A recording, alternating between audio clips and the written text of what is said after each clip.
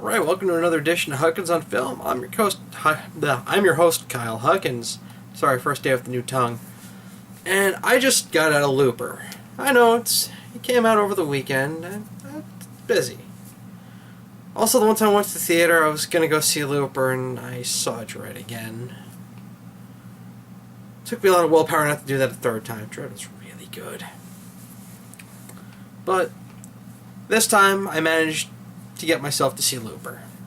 We see the trailers. The usual stuff, Zero Dark 30. I finally saw the Paranormal Activity 4 one. I was going anyway, so no big deal.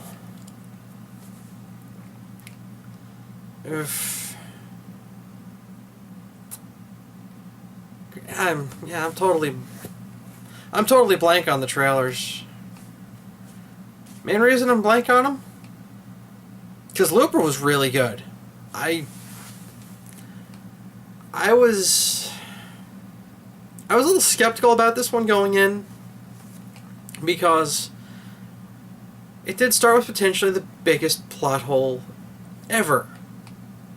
And that, why would you have someone kill an alternate version of themselves? And honestly, they worked around that pretty well. In fact, they worked around it perfectly. It's just that it occasionally, like anything else in life, it goes sideways. And Looper's no exception. Now, this is a movie, I think the trailers do it a great disservice because it's not nearly the action flick you think it is going in. It's a very good movie, but it's got a much slower pace to it for the most part. It's a little more psychological. It's not a straight out shoot 'em up like it looks to be. And also the trailers don't really give you anything but the barest bones of the story. There's a lot more going on here than the trailers let on. And thank fuck for that. Because I hate when I watch a trailer, it's like, yeah, no point in seeing this. Already know how it ends. In fact, there's the ending right there. No, that doesn't happen in Looper. There's a lot going on, and none of it is even alluded to in the trailers. And it's so much better for that because the movie has the element of surprise. The dramatic reveal is dramatic because you didn't see it in the damn trailer. But I want to talk about this. I don't want to give spoilers. That's going to be very hard because this is a movie.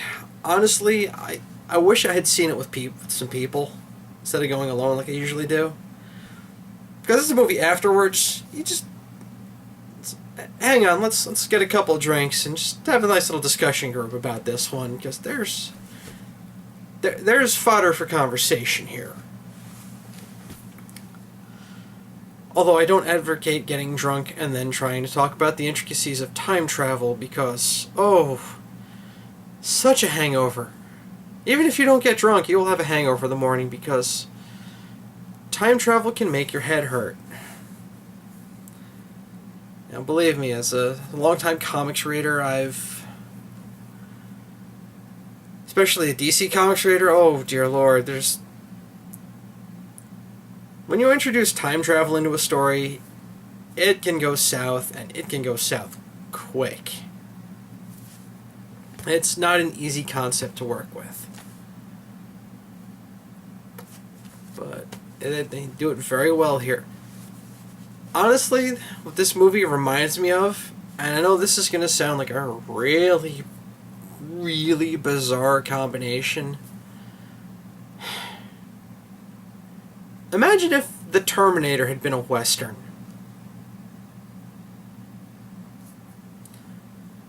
Okay, what you want to do is tilt your head back, pinch your nose closed until the bleeding stops. and then try again. Repeat until you stop getting nosebleeds from trying to mesh those two concepts. Yeah, it's basically the Terminator mixed with a Western. A futuristic, heavily stylized Western. But a lot of the trappings of the Western are there. They're tweaked, to put it mildly. They get almost a Blade Runner-esque quality to them. As it takes place in Kansas in 2044. Now, the time travel isn't invented until 2074. And like most future movies, it's like, yeah, that's only about 30 years from now, and the technology has gotten way too good since then. And that's another thing with this movie is the world itself is very interesting. I really love to see a good exploration of the world itself. And then they don't have time to do it here. And this movie's 2 hours long. And it left me wanting to see a lot more. So, yeah, it's a very quick 2 hours. It's interesting as seriously, it's like, yeah, 2 hour movie, and they only scratched the surface of this world. It looks like it could be a really interesting place. Because I forget where they are. It just says Kansas. It doesn't give you a specific city or anything. And it's a divided city. You know, there's the nice upscale part, and then there's the absolute hellhole. There's really no buffer zone between them. You know, it's just, you've got the lights, the glitz, the glamour, the money, the drugs, the hookers on the one side. The other side, you've just got fucking Barter Town, basically. And sadly, they don't even touch the slums, or, like, you know, they're a part of the setting, but as to how they got there and what, I'm not a big prequel fan, but I would watch one about this just to see how this world got this way. I think there's a very interesting story to be told there. As for the Western feel, there are no more motorcycles in this world. They're basically like they're hover bikes. People, you know, instead of riding a motorcycle, you'd ride like a hover bike. They're still cars, of course, but the hover bike, it looks a lot like a horse. And there are gang criminals in there known as the Gatmen. And they all have these gigantic fuck-off revolvers. Seriously, like, the barrel on these things is, I'd say it's about that long. You know, it's probably a good between 5 and 8 inches long, which means the rounds these things are holding could stop a fucking rhino.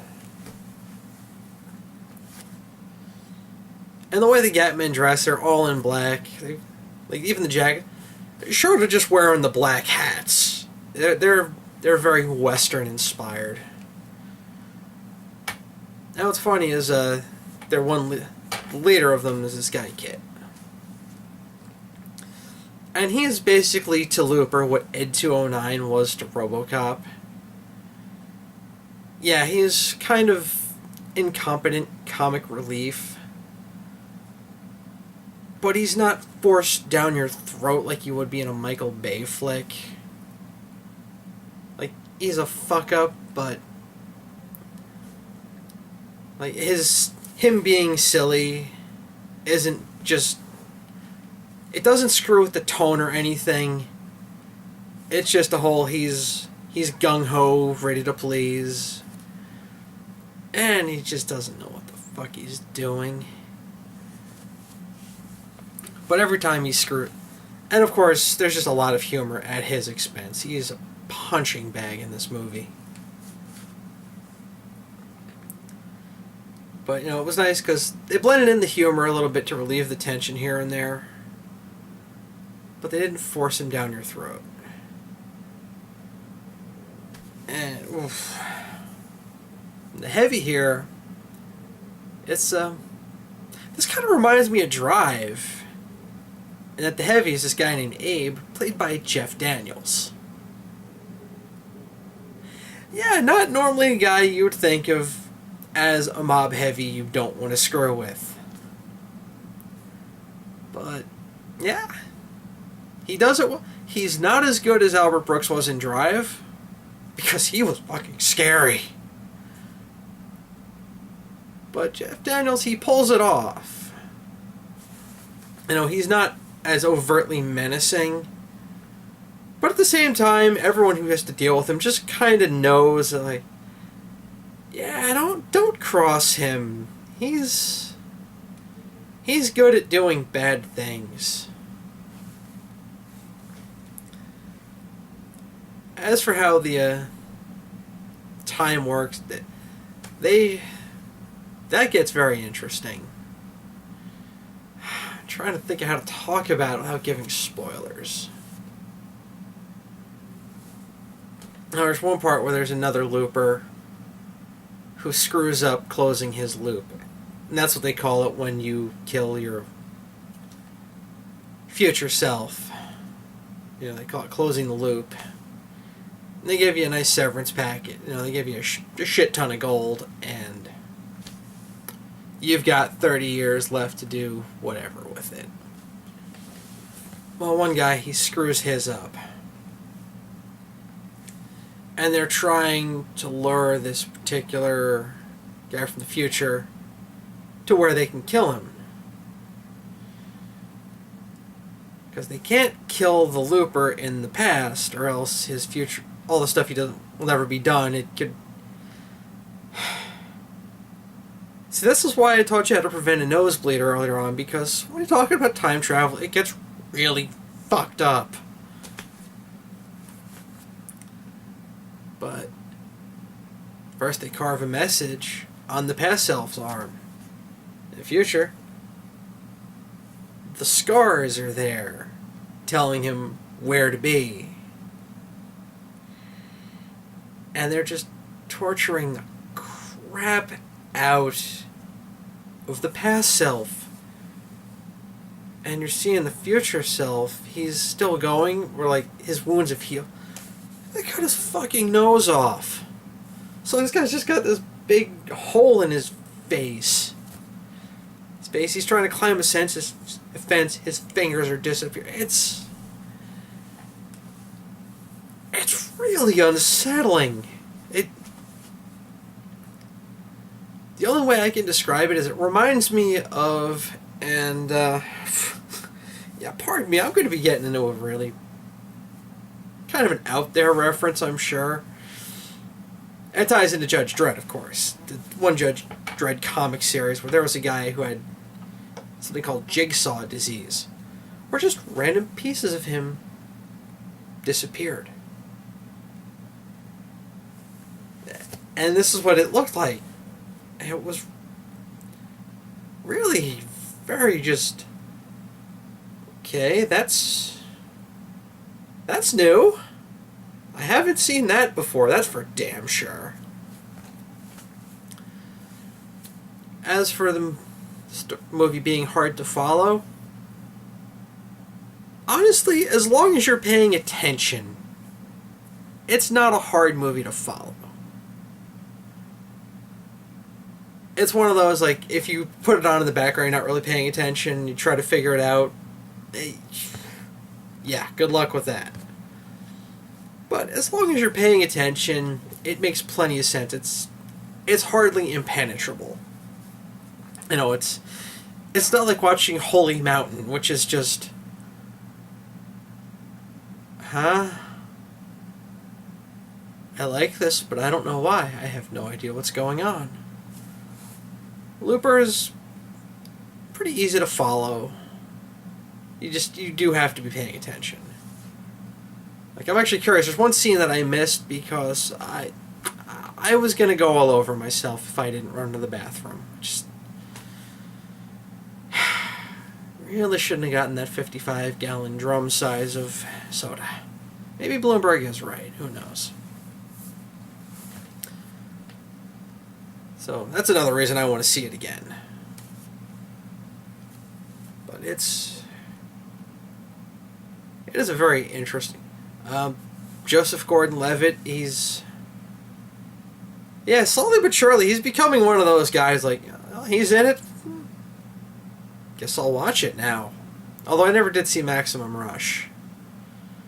I should probably do that. Yeah, whoever thought that the little piece of crap from Third Rock from the Sun was going to be what he is now. You know, I loved him in Dark Knight Returns. I loved him in Inception. He was great in this. And then, of course, you know, I'm an 80s kid, 80s guy. So, you know, you put Bruce Willis in something, I'm excited. And he's great in this. And they managed to look enough alike that you can see they're the same person. But at the same time, you can tell how that 30 years has really changed Bruce Willis.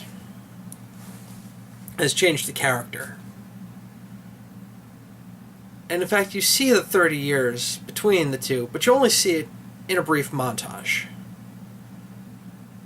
But it's a fantastic montage, because most of it is just Bruce Willis killing everything. You know, he falls back into his old habits, just organized crime, whatever. And he just becomes a fucking Terminator. He does a lot of damage. And then he falls in love. And he reforms himself. I'm not going to go any more specific because I don't want to give anything away, but it's funny. He's trying to set his future right for someone else. And Joseph Gordon-Levitt's character is very selfish, very self-centered. And during the course of the movie, that flips. The first, Joseph Gordon-Levitt wants to take Bruce Willis out because he doesn't give a rat's ass about his future. He's more concerned about his present. By the end, that's flipped. And it's very interesting. It also leads to one of the better Bruce Willis rampages of murder that I've seen in a while. Because he needless to say, all the Gat men are looking for him. They meet. It ends badly for them.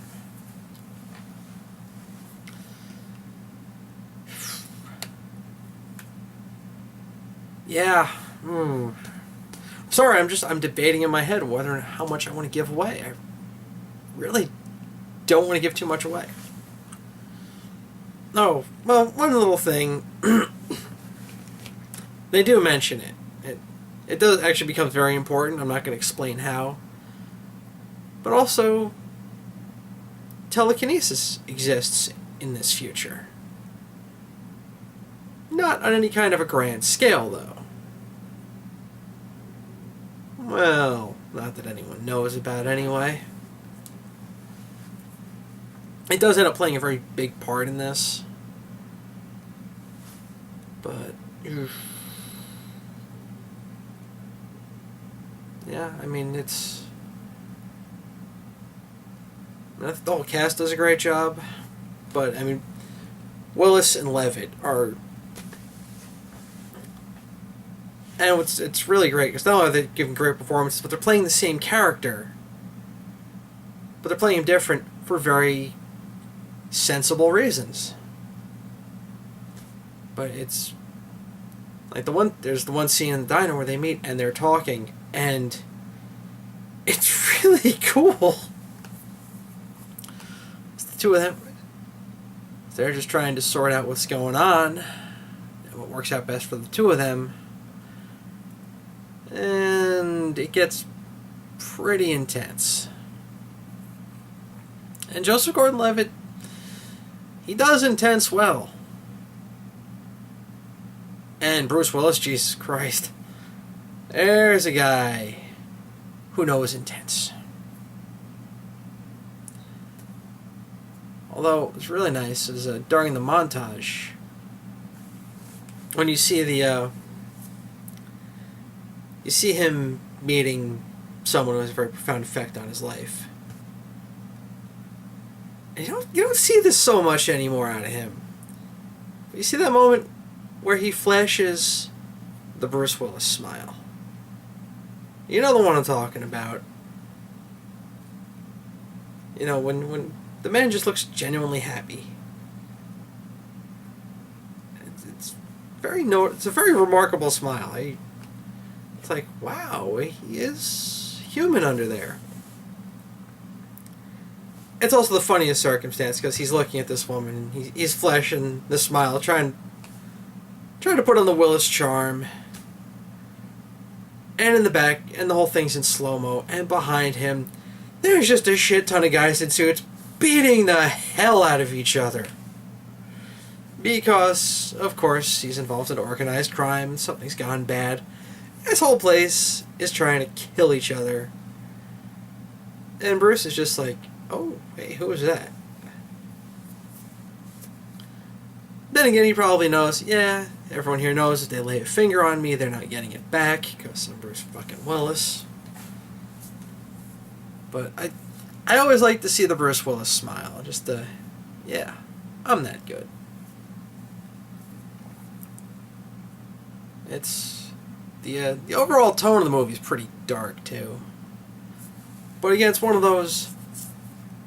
It's dark, but there's light in the movie. Not one of those where it's just where the tone is dark, so everything has to be dark. It's actually one thing he does a lot. Is it alternates between like farmland and the city. The city's generally pretty dark. Out in farmland, not a cloud in the sky. And it's a very stark contrast.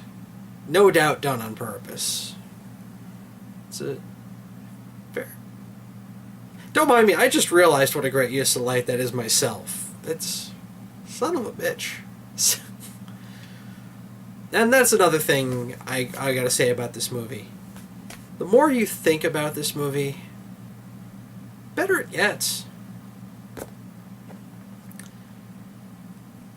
And another thing I really loved is it has a very definite ending,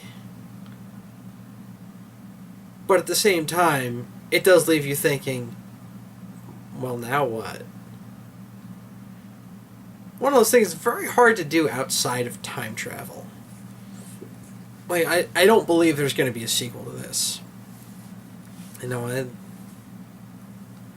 I hope not. It seems like they closed the loop, so to speak. I'm not going to tell you how, though. I hope I really haven't given you enough specifics for you to figure anything out. Because, just like I said, you should go see this movie. It's really good. But yeah, it plays out very much like a Western crossed with the Terminator. That's really the only way I can think of to describe it.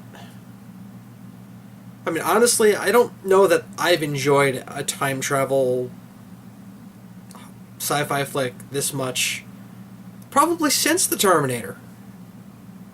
Might be a few, but I mean, granted, I'm also not like a huge sci-fi person, but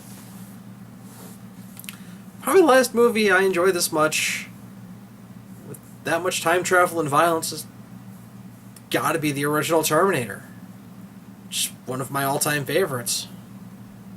There could be more that I'm just forgetting about right now, but oof.